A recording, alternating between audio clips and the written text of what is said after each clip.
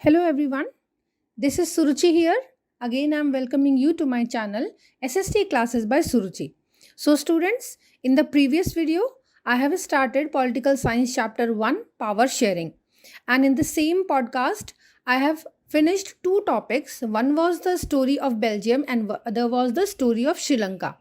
Sri Lanka's story was completed there. We came to know that Sri Lanka has not opted the way of power sharing. That is why there was civil war in the country.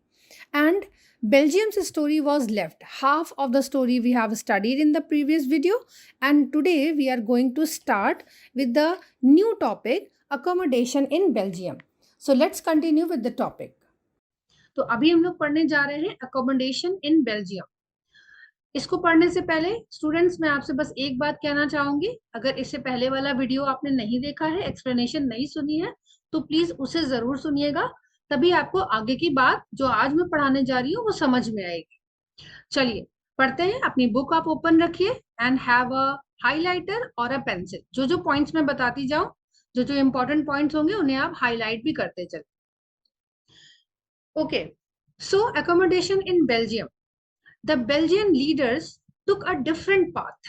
ये line आपको बता रही है कि जैसा श्रीलंका ने किया वैसा तो कम से कम बेल्जियम ने नहीं किया। They recognize the existence of regional differences and cultural diversity. समझदारी का पहला प्रूफ दिया। क्या? इन्होंने जितने भी रीजनल डिफरेंसेस हैं और कल्चरल डाइवर्सिटी है, इनको इंपॉर्टेंस दी, रिकॉग्निशन दी, यानी कि किसी भी चीज को सप्रेस नहीं किया। Between 1970 and 1993, they amended their constitution 4 times. बच्चों ये वेरी शॉर्ट क्वेश्चन है, ठीक है। इन्होंने 1970 से लेकर 1993 तक बेल्जियम ने अपने कॉन्स्टिट्यूशन को 4 बार अमेंड किया, यानी 4 बार उसमें कुछ इम्प्रूवमेंट्स किए।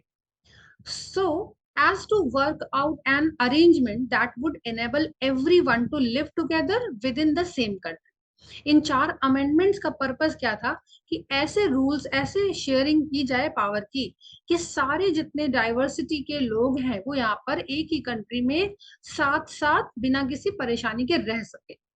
The arrangement they worked out is different from any other country and is very innovative. ठीक है, इन्होंने जो भी अरेंजमेंट किया अपनी कम्युनिटीज को काम डाउन रखने का, खुश रखने का, साथ में लेकर मतलब साथ में लेकर के चलने का जो तरीका निकाला, that arrangement was very different and very innovative. मतलब कुछ नया ही कर दिया इन्होंने। Here are some of the elements of the Belgian model. So students, जो तरीका, जो अरेंजमेंट का तरीका निकाला बेल्जियन गवर्नमेंट ने, उसको बोलते हैं बेल्जियन मॉडल। ठीक है, जब आपसे क्वेश्चन पूछा जाएगा तो यही सिंपल इतना ही लिख दिया जाता है, एक्सप्लेन द बेल्जियन मॉडल, यानी कि बेल्जियम ने अपनी कंट्री के इस कम्युनिटी प्रॉब्लम को सॉल्व करने के लिए क्या तरीका निकाला। सबसे पहला पॉइंट आप इसके आंसर में जो लिखोगे वो ये था कि 1970 से लेकर 1993 तक उन्होंने अपने कॉन्स्टिट्यूशन में 4 अमेंडमेंट्स किए। ठीक है, उन अमेंडमेंट्स का रिजल्ट क्या था, ये अब ये देखिए पर्पल पॉइंट्स में हम लोग पढ़ने जा रहे हैं। ठीक है, तो पहला, constitution prescribes that the number of Dutch and French speaking ministers shall be equal in the central government. ठीक है, तो पहली बात जो उनके कॉन्स्टिट्यूशन ने प्रिस्क्राइब करी वो क्या, कि डच और French speaking ministers central government में लगभग इक्वल होंगे, यानी कि 50-50% होंगे। 80% और 20% का रेशियो चल रहा था, तो कॉन्स्टिट्यूशन ने कहा कि नहीं, डच और French speaking ministers will be equal in the central government. Some special laws require the support of majority of members from each linguistic group. ठीक है, स्पेशल लॉज जिनको मेजॉरिटी ऑफ मेंबर्स का support चाहिए होगा हर linguistic group के लिए। Linguistic यानी language के बेसिस पर जो भी ग्रुप्स रहते हैं उनको लॉ के सपोर्ट के लिए स्पेशल लॉज बनाए जाएंगे, उनको सपोर्ट करने के लिए, यानी कोई भी एलिनेटेड या कोई भी सप्रेस्ड फील नहीं करेगा। 10, no single community can make decisions unilaterally, यानी कि हर किसी की बात सुनी जाएगी, हर किसी के लिए प्रॉपरली लॉज होंगे जो कि एक दूसरे को सपोर्ट करते हुए बनाए जाएंगे, ताकि कोई सिंगल कम्युनिटी अपनी मन मर्जी से किसी के लिए डिसीजन लेकर उसके ऊपर इम्पोज ना करते। यानी कि बस ये है, जैसा कि हम लोगों ने श्रीलंका में पढ़ा कि सिन्हाला गवर्नमेंट बनती है, तो उन्होंने जो भी डिसीजन ले लिए कि हमारी ऑफिशियल भाषा रहेगी, हमारा ऑफिशियल रिलीजन रहेगा, और यही बात उन्होंने इम्पोज कर दी। मगर यहाँ पे उन्होंने कहा कि सबके लिंग्विस्टिक ग्रुप्स होंगे, हर एक लिंग्विस्टिक ग्रुप के मेंबर को मौका मिलेगा अपने लिए काम करने का, ताकि कोई सिंगल कम्युनिटी उनके ऊपर यूनिलेटरली डिसीजन ना ले ले। ठीक है, दूसरा पॉइंट देखते हैं।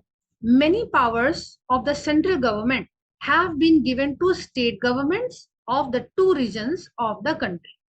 अभी देखो, टू रीजन्स हम लोगों ने पढ़ रखे थे, एक वेलोनिया का था और एक फ्लेमिश रीजन था। ठीक है, तो इन दो मेजर रीजन्स के लिए गवर्नमेंट ने बहुत से ऐसे पावर्स थे जो सेंट्रल गवर्नमेंट को दिए, और बहुत से ऐसे पावर्स थे दो जो कंट्री के अलग दो रीजन्स की स्टेट गवर्नमेंट के लिए भी डिसाइड किए।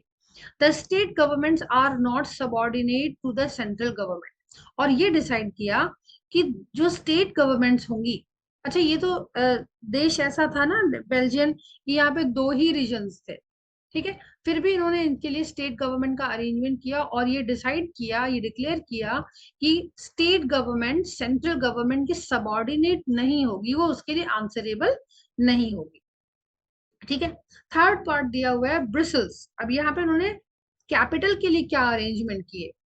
Brussels has a separate government in which both the communities have equal representation.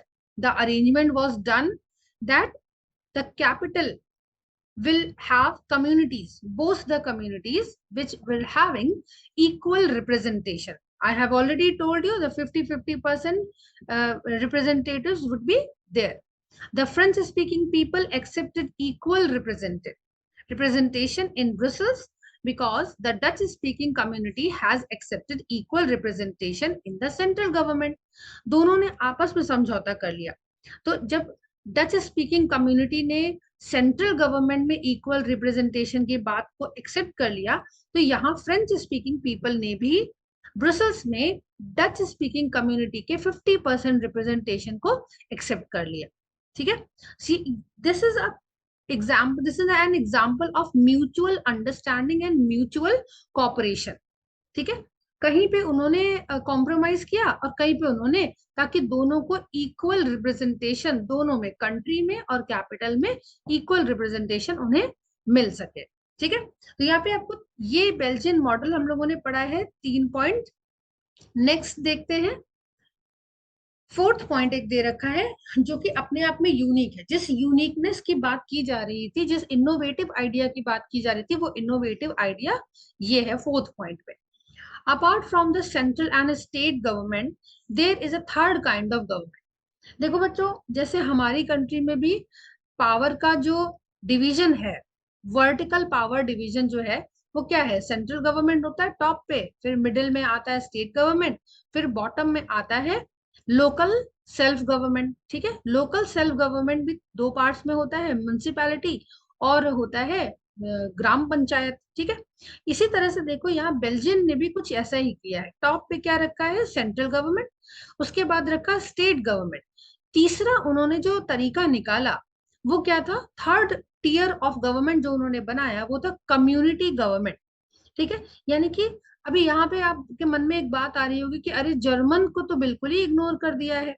ठीक है, यानी 1% उन जर्मन को भी इन्होंने इग्नोर नहीं किया। डच और फ्रेंच का तो रिप्रेजेंटेशन था ही था और बहुत ज्यादा था, उसको इन्होंने इक्वल किया। ठीक है, मगर एक जो थर्ड कम्युनिटी थी यहाँ पे जर्मन स्पीकिंग, उनको भी इग्नोर ना करते हुए उनको भी इंपॉर्टेंस दी और कहा कि डच, फ्रेंच और जर्मन स्पीकिंग जो भी कम्युनिटीज रह रही हैं, वो हर कम्युनिटी अपने लिए कम्युनिटी गवर्नमेंट भी बना सकती है। यही इस पॉइंट का जिस्ट है। ठीक है, देखते हैं। Apart from the central and the state government there is a third kind of government. This community government is elected by people belonging to one language community, चाहे वो डच हो, चाहे फ्रेंच हो, चाहे जर्मन स्पीकिंग हो, no matter where they live. This government has the power regarding cultural, educational and language related issues. ठीक है, यानी कि कम्युनिटी गवर्नमेंट बनाने का, इलेक्टेड कम्युनिटी गवर्नमेंट बनाने का जो प्रोविजन बेल्जियन गवर्नमेंट ने रखा, उस कम्युनिटी गवर्नमेंट का काम क्या था कि अपनी कम्युनिटी के लिए आप कल्चरल डेवलपमेंट डिसाइड कर सकते हैं, एजुकेशनल डेवलपमेंट कर सकते हैं, लैंग्वेज रिलेटेड जो भी आपका इशू हो आप उसके लिए खुलकर बात कर सकते हैं। आपकी बात गवर्नमेंट और कॉन्स्टिट्यूशन डेफिनेटली सुनेगा और प्रॉब्लम को सॉल्व करेगा। तो तीसरा जो सबसे यूनिक इनका पावर डिवीजन था, शेयरिंग ऑफ पावर था, वो क्या था? Community government. ठीक है, तो ये 4 पॉइंट्स में आपका एक अच्छा सा आंसर तैयार होता है जिसको आप पढ़ेंगे और रिवाइज करेंगे। ठीक है, आगे देखते हैं कैसे समराइज किया गया इसे। You might find the Belgian model very complicated. हाँ लग सकता है, पर पता है हमें नहीं लगेगा इंडिया में, क्योंकि हमारे पास तो इससे भी कॉम्प्लिकेटेड मॉडल है जिस पर हमारी गवर्नमेंट वर्क करती है। ठीक है, हाँ दूसरी और यूरोपियन कंट्रीज को बेल्जियन मॉडल थोड़ा कॉम्प्लिकेटेड लग सकता है, इसीलिए ये लाइन लिखी हुई है। आपको भी लग सकता है कि अरे इन्होंने क्या कम्युनिटी के लिए अलग से गवर्नमेंट बना दी, बट इसको कम्युनिटी गवर्नमेंट की तरफ मत देखिए, इसे ऐसे देखिए कि इन्होंने 3 tier ऑफ गवर्नमेंट बना के रखे हैं। It indeed is very complicated even for people living in Belgium, but these arrangements have worked well so far. Complicated चाहे हो चाहे लगता हो, बट इन अरेंजमेंट से वहां के लोग खुश थे, क्योंकि सबको लगता था कि हमारी कम्युनिटी का भी रिप्रेजेंटेशन है, हमें भी इक्वल राइट्स हैं। कम से कम श्रीलंका जैसी हालत नहीं हुई कि सिविल वॉर के लिए लोग सड़कों पे उतर आए। ठीक है, ये जो अरेंजमेंट था बेल्जियन गवर्नमेंट का helped to avoid civic strife between the two major communities and a possible division of a country on linguistic lines। ठीक है, बिल्कुल डेफिनेटली सिविल वॉर को अवॉइड कर दिया, किसी भी डिवीजन को, किसी भी सिविल वॉर को अवॉइड कर दिया बेल्जियम के इस गवर्नमेंट मॉडल ने। When many countries of Europe came together to form the European Union, bristles was chosen as its headquarters। ये एक ऑनर की बात थी, क्योंकि ब्रिसल्स को सबसे सॉर्टेड माना गया कि इन्होंने अपनी प्रॉब्लम को इतना बढ़िया सॉर्ट आउट किया है कि जब यूरोपियन यूनियन बन रहा था तो ब्रिसल्स में वहां उस यूरोपियन यूनियन का हेडक्वार्टर एस्टैब्लिश किया गया। ठीक है, आई होप आपको ये टॉपिक समझ में आया हो बच्चों। और आगे देखते हैं, 2 पैराग्राफ्स बहुत इंपॉर्टेंट दिए हुए हैं यहाँ पे। What do you learn from these two stories of Belgium and Sri Lanka? Both are democracies। देखो ये बड़ा इंपॉर्टेंट जिस्ट है, दोनों कंट्रीज की कहानी से आपने क्या सीखा? दोनों ही डेमोक्रेसीज थी, ये they dealt with the question of power sharing differently. दोनों डेमोक्रेसी होने के बाद भी उस पावर शेयरिंग के टॉपिक को डिफरेंट तरीके से डील करती। In Belgium, the leaders have realized that the unity of a country is possible only by respecting the feelings and interest of different communities and regions। Simple सी बात थी जो Belgium के leaders को समझ में आ गई कि कंट्री को अगर यूनाइट रखना है तो हर कम्युनिटी के फीलिंग्स को और इंटरेस्ट को आपको समझना होगा और रिस्पेक्ट करना पड़ेगा। Such a realization resulted in mutually acceptable arrangement for sharing power। और इस रियलाइजेशन से वहां पे एक अच्छी गवर्नमेंट स्टैब्लिश होती है और किसी भी तरह का chaos नहीं होता। इसके अगेंस्ट श्रीलंका में क्या हुआ? Sri Lanka shows us a contrasting example। It shows us that if a majority community wants to force its dominance over others and refuses to share power, it can determine the unity of the country। It can undermine the unity of the country। ये तो बिल्कुल obvious सी बात है, श्रीलंका के example को पढ़ के हमें यही बात समझ में आई ना कि अगर कोई एक मेजॉरिटी कम्युनिटी दूसरों पर अपना डोमिनेंस इम्पोज करती है, पावर शेयर करने से मना करती है या पावर शेयर करने में इंटरेस्ट शो नहीं करती, तो कंट्री के पीस को, कंट्री की यूनिटी को आप क्वेश्चन कर देते हैं, डेफिनेटली फिर कंट्री में chaos होगा ही होगा। ठीक है, तो बच्चों यहाँ पे हम लोगों का ये दोनों स्टोरीज का पोर्शन तो कंप्लीट हो जाता है। ठीक है, जैसे मैंने चैप्टर के बिगनिंग में अभी आपको वीडियो के बिगनिंग में बोला था कि आधा पोर्शन पढ़ लिया था, तो वो स्टोरी का आधा पोर्शन कंप्लीट था। अब इसे स्टोरीज का पूरा पोर्शन कंप्लीट हो गया है। इसको आप अच्छे से रिवाइज करिएगा बच्चों, इस पर क्वेश्चंस बनते हैं। ठीक है, अब देखिए इस पेज पर हमारे लिए एक बहुत अच्छी एक थॉट दी जा रही है हमें, why power sharing is desirable. हम लोगों ने पावर शेयर करने का फायदा भी पढ़ लिया पावर शेयर ना करने का नुकसान भी पढ़ लिया। ठीक है, अब यहाँ पे एक टॉपिक दिया जा रहा है, why power sharing is desirable. बच्चों ये एक सिंपल सा क्वेश्चन भी है, बोर्ड में आता भी है या आपके एग्जाम्स में पूछा जाता है, ये ऐसा का ऐसा ही क्वेश्चन होता है, why power sharing is desirable, क्यों करना चाहिए हमें पावर शेयर। इसके दो रीजंस होते हैं, अगर हम पावर शेयर करते हैं तो हमें क्या बेनिफिट मिलता है। ठीक है, इस टॉपिक को हम लोग पढ़ते हैं। 10 two different sets of reasons can be given in favour of power sharing.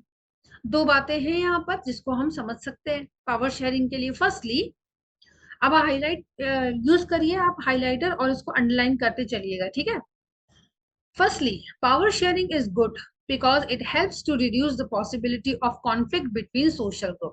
मुझे पता है आपने अगर चैप्टर ध्यान से पढ़ा है तो ये वाली बात तो आपके दिमाग में खुद से आ गई होगी कि अगर हम पावर शेयर करते हैं तो कंट्री में सोशल ग्रुप्स में कॉन्फ्लिक्ट से हम बचते हैं, कॉन्फ्लिक्ट नहीं होता फिर। ठीक है, since social conflict often leads to violence and political instability, power sharing is a good way to ensure the stability of the political order। इतने दो स्टोरीज में तो हम समझ गए हैं कि अगर हम पावर शेयर नहीं करते हैं तो पॉलिटिकल इंस्टेबिलिटी होती है, और अगर हम पावर शेयर करते हैं तो पॉलिटिकल ऑर्डर स्टेबल रहता है। Imposing the will of majority community over others may look like an attractive option in the short run, but in the long run, it undermines the unity of the nation। ठीक है, बड़ी बढ़िया सी line दे रखी है ये कि शुरू शुरू के टाइम में तो आपको लगेगा कि अरे जो मेजोरिटी में है वही पावरफुल है और उसको ही अपने पावर रन करना चाहिए, मतलब एक तरह से बहुत एटीट्यूड शो करना चाहिए कि हम मेजोरिटी में है तो हम सारा पावर होल्ड करेंगे। बट लंबे समय में इन लॉन्ग रन ये जो एटीट्यूड होगा ना मेजोरिटी वाला, जैसे श्रीलंका ने फॉलो किया मेजोरिटेरियनिज्म, ये एटीट्यूड कहीं ना कहीं नेशन की यूनिटी को थ्रेटन करता है। ठीक है, आपको कंट्री किस तरह की मेजोरिटी से स्टैब्लिश करनी चाहिए ये आपको पता होना जरूरी है। हमारी कंट्री में भी मेजोरिटी वोट पर गवर्नमेंट बनती है, पर वो मेजोरिटी वोट्स होते हैं, ना कि मेजोरिटी कम्युनिटी होती है, ना कि मेजोरिटी ऑफ कास्ट होती है, ना कि मेजोरिटी ऑफ रिलीजन होती है। ठीक है, जिन एग्जाम्पल्स को हम पढ़ रहे हैं उसमें मेजोरिटी कम्युनिटी की सुप्रीमेसी की बात करी गई है जो कि टोटली डेमोक्रेसी में एक्सेप्टेबल नहीं होती है। ठीक है, देखिए वही बात यहाँ पे लिखी हुई है इस पॉइंट में। देखिए, tyranny of a majority is not just oppressive for the minority, it often brings ruin to the majority as well। Tyranny का मतलब होता है तानाशाही, डिक्टेटरशिप वाला एटीट्यूड। मेजोरिटी अगर तानाशाही फॉलो करती है तो कहीं ना कहीं वो माइनॉरिटी को सप्रेस तो खुलेआम कर रही है ना, मगर ऐसा नहीं है कि केवल माइनॉरिटी को नुकसान होगा, आगे चलकर खुद मेजोरिटी को भी इसी एटीट्यूड से नुकसान उठाना पड़ेगा। ठीक है, तो पहला टॉपिक हम लोगों ने ये पढ़ लिया। अब देखते हैं इस पैराग्राफ में लिखा है सेकंड बेनिफिट क्या है पावर शेयरिंग का। There is a second deeper reason why power sharing is good for democracies. Power sharing is the, यहां से अब इसको हाईलाइट करिए, power sharing is the very spirit of democracy.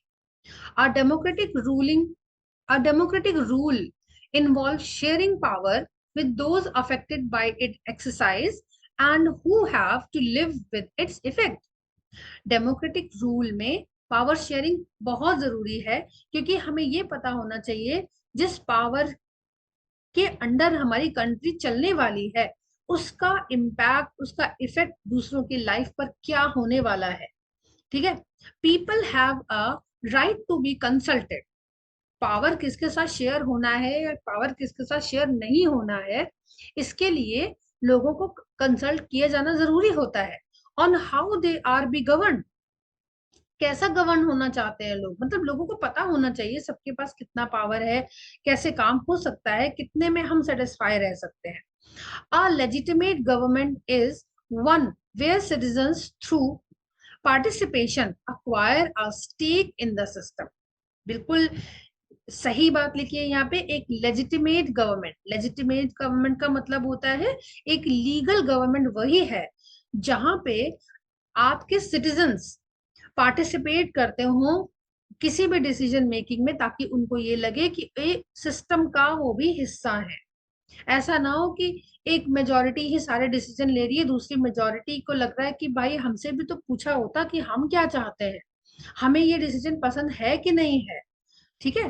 तो ये एक इम्पॉर्टेंट सिंबल होता है, एक इम्पॉर्टेंट साइन होता है कि किसी भी कंट्री की डेमोक्रेटिक स्ट्रक्चर कितना स्ट्रांग है और कितना रियल है। ठीक है। क्योंकि जो एग्जांपल हमने श्रीलंका में डेमोक्रेसी का पढ़ा, वो कहीं ना कहीं बहुत ज्यादा फेक है। कैसी डेमोक्रेसी फॉलो कर रहे हैं, आपकी माइनॉरिटी आपके कंट्री में सिविल वॉर तक की कंडीशन पर जा रही है। ठीक है। अच्छा, तो बच्चों यहाँ पे दो टॉपिक हम लोगों ने पढ़े, यानी दो डिफरेंट सेट ऑफ रीजन पढ़े। एक रीजन हमने यहाँ पढ़ा, आप इसको हाईलाइट कर दो प्लीज, मैं फिर से बोल रही हूँ। दूसरा रीजन हम लोगों ने यहाँ पढ़ा। दो रीजन हमने पढ़े। अब जो हम लोग पढ़ने जा रहे हैं, let us call the first set of reason. ये जो दोनों टॉपिक हम लोगों ने पढ़े हैं, इनको हेडिंग लिख लो यहाँ पे। यहाँ फर्स्टली के पहले लिख लो प्रूडेंशियल। ये एक प्रूडेंशियल रीजन है। ठीक है। And the second is moral reason. दो रीजन से हमें पावर शेयर करना चाहिए, एक है प्रूडेंशियल रीजन और दूसरा है मॉरल रीजन। प्रूडेंशियल का मतलब क्या होता है, उसको हम बोलते हैं दूरदर्शिता। यानी दूरदर्शिता का मतलब क्या है, लॉन्ग रन का विजन लेकर चलिए कि आज का फायदा देखिए, मगर आगे के बारे में भी सोचो कि आज का फायदा देखने के चक्कर में हम क्या फ्यूचर में नुकसान करने जा रहे हैं कुछ। ठीक है। तो अगर हम दूर का फायदा, दूर के पीस को देख के चलते हैं, तो हम उसको बोलते हैं प्रूडेंशियल रीजन। इसका कंटेंट यहाँ पे लिखा हुआ है, पूरा यहाँ कंटेंट लिखा हुआ है इसका। ठीक है।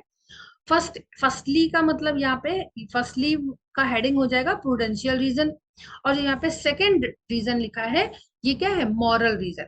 यानी हमारी मॉरल ड्यूटी भी बनती है कि हम माइनॉरिटीज के साथ पावर शेयर करें, ताकि उनको एलिनेशन ना फील हो, उन्हें ये ना फील हो कि हमें तो बिल्कुल किसी ने किनारे कर दिया और हमारे बारे में ना कोई अच्छा सोचता है, ना हमारी प्रोग्रेस की अपॉर्चुनिटीज हमें दी जाती है। ठीक है। तो ये दोनों रीजंस हैं, एक है प्रूडेंशियल रीजन और दूसरा है मॉरल रीजन। इस पर मैं शॉर्ट वीडियो बनाऊंगी, तब आपको और अच्छे तरीके से पॉइंट्स मिल जाएंगे पढ़ने को। While prudential reason stress that power sharing will bring out better outcomes, and moral reason emphasizes the very act of power sharing as valuable. देखो, वैल्यू जो होती है ना चीजों की, वो ज्यादा इंपॉर्टेंट होती है। ठीक है। मॉरलिटी क्या कहती है, सपोज करो किसी एक पर्सन आपके पास, आप देख रहे हो कहीं कि एक पर्सन बिल्कुल हंग्री बैठा हुआ है, उसको उसके पास कुछ नहीं है खाने को, और आपके टिफिन में फूड है, एक्स्ट्रा फूड है। तो मॉरल वैल्यूज के बेसिस पर आपके दिमाग में ये बात आनी चाहिए कि मेरे पास एक्स्ट्रा फूड है, I should share my food with that hungry person. ये आपके मॉरल वैल्यू पे डिपेंड करता है। ठीक है। शेयरिंग कितनी इंपॉर्टेंट है, शेयरिंग से हम अपनी कंट्री में कितना पीस मेंटेन कर सकते हैं, कितना यूनिटी मेंटेन कर सकते हैं, इसका आप सबसे अच्छा एग्जांपल देखिए कि हमारी कंट्री में, इंडिया में इतनी डाइवर्सिटी होने के बाद भी हमारे कंट्री की गवर्नमेंट्स जितनी भी रूल कर चुकी है, उन्होंने कंट्री की यूनिटी को मेंटेन रखने का अपना पूरा एफर्ट लगाया है। ठीक है। तो नेक्स्ट टॉपिक हम लोग पढ़ने जा रहे हैं। ये जो पोर्शन दिया है ना यहाँ पे, खलील्स डिलेमा, आप इसको पढ़ सकते हो किसी भी दिन, अगर आपके पास थोड़ा सा आधे घंटे का फ्री टाइम हो, आप इस पोर्शन को पढ़ लो। हाँ, इससे क्वेश्चंस नहीं बनते हैं। नेक्स्ट टॉपिक है हमारा forms of power sharing. Students, इस टॉपिक को हम लोग नेक्स्ट वीडियो में पढ़ेंगे, तब तक आप प्रीवियस उस टॉपिक को आप रिवाइज करते रहिए, और रिवाइज करने के साथ साथ मेरे चैनल को लाइक करिए, सब्सक्राइब करिए, और जिसको भी जरूरत है इस कंटेंट की पढ़ने के लिए, आप उसके साथ इसे शेयर कर सकते हैं। ठीक है। तो आगे मिलते हैं हम लोग नेक्स्ट वीडियो में, तब तक इससे पढ़ाई करिए और रिवीजन अच्छा सा करिए। Thank you.